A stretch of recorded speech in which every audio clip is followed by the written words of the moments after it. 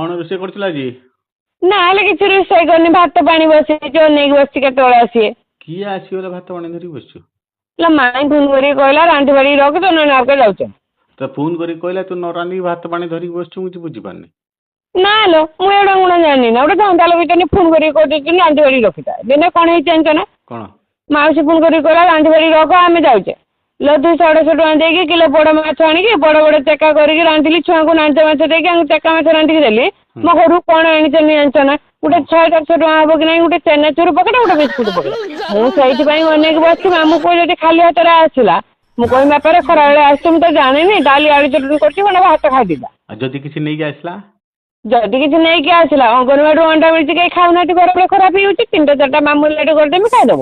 ହେଲେ ତୁ ପୁରା କହୁଛୁ ତମ ମାଇଁ ତତେ ଫୋନ୍ କରିକି କହିଥିଲା ବୋଲି?